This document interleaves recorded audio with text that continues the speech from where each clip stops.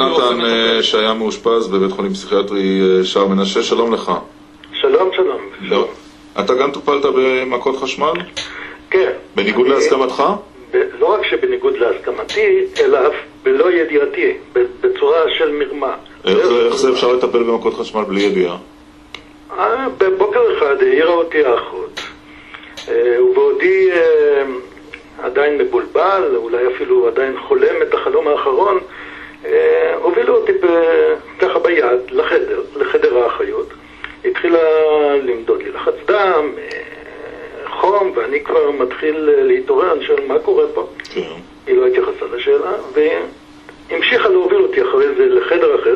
אגב, אתה צריך להבין, ירון, אני אז נמצאתי אחרי חצי שנה שקיבלתי תרופות אנטי-פסיכוטיות, שבין יתר תופעות הלוואי הקשות שהן גורמות, יש גם את תופעת מה שנקרא בלשון העם זומבי.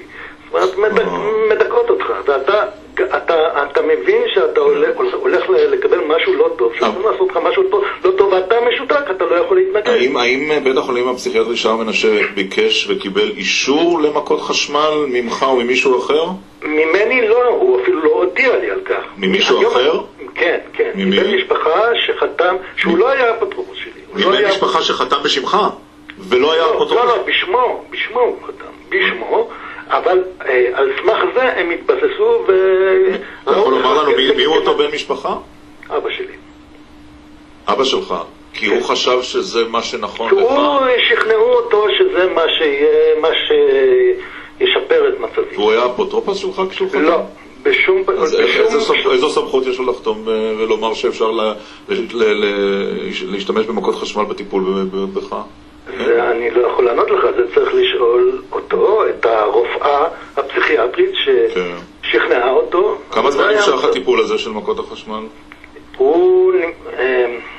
אני בעצם, אחרי שהבנתי מה שעושים לי, אני ביצעתי, אני כבר ממש פחדתי להמשך, אז אחרי פעם שנייה כבר, אני בעצם תכננתי בריחה. זה לא כל כך פשוט לברוח משם. שער מנשה, אתה יודע, יש גדרות ושומר, ואחרי זה יש גם שדות שצריך לעבור, זה לא פשוט. ולכן אני עקבתי אחרי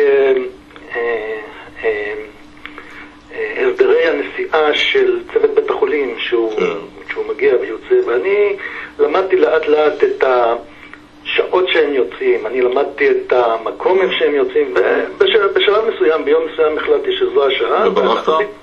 ונכנסתי לא עוררתי כל חשד, גם לא אצל השומר, והצלחתי לצאת בית חולים. ברחתי. בגלל מכות החשמל? בעיקר, כן. בעיקר. איך הוחזרת לשם? אז זהו, אני בהתחלה באתי הביתה, לא רצו לקבל אותי בבית. אני איכשהו הגעתי בת משפחה שלא ידעה שברחתי, הלוויתי ממנה כסף, ועליתי על אוטובוס, נסעתי, ברחתי לירושלים.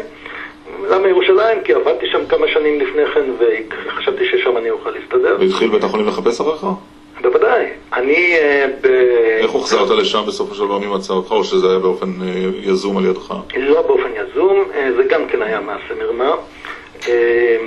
אני הסתתרתי באחד המלונות בירושלים, ונוצר קשר עם המשפחה, בכל זאת, קצת אמון נותר לי בהם, ויומיים אחרי זה הופיעו שם בבית המלון אבי ואחי, ואמרו שהם רוצים ללכת אני אמרתי להם בשום פנים ואופן לא לבית חולים, רק הביתה. הם אמרו בסדר, הביתה, ובדרך אני הבנתי שהם לוקחים אותי. מה עושה מכות חשמל בעצם? מה זה עושה? לי באופן אישי זה גרם לאובדן זיכרון קצר.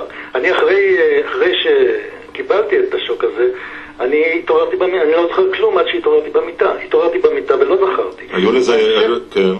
בהמשך אני נזכרתי, ואז כתוצאה מכך שהבנתי, החלטתי לברוח. היו תופעות לוואי למכות החשמל? לא שאני... יש לי הרבה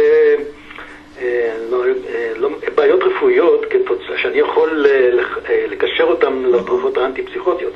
איך אני יכול לקשר אותן? כי יש לי גם חוות דעת מקצועית בעניין הזה. אבל לגבי מכות החשמל אני לא יכול לשים על האצבע, עם האצבע להצביע על איזושהי בעיה רפואית שנובעת ישירות מזה, זה אני לא יכול. מה שלומך היום, נתן? היום אני, ברוך השם, מתחיל ללמוד משפטים. באמת? כן. כמה זמן אתה כבר מחוץ לטיפול הזה? זה היה מזמן, כן, אני אחרי זה, אני הרי, זה השפיע, כן, אני הייתי הרי תחת, גם אחרי, אגב, האשפוז שלי הוא היה בלתי חוקי, במשך 777 ימים, אני שם הייתי, היום אני יודע את זה, אחרי שאני גם תובע את המדינה, אני הייתי, יש לי ראיות לכך, שהייתי בעצם בקליעת שווא, הייתי 777 ימים, הושפזתי בכפייה, ללא סמכות וללא רשות. אני מאוד מודה לך על השיחה הזו. תודה לך.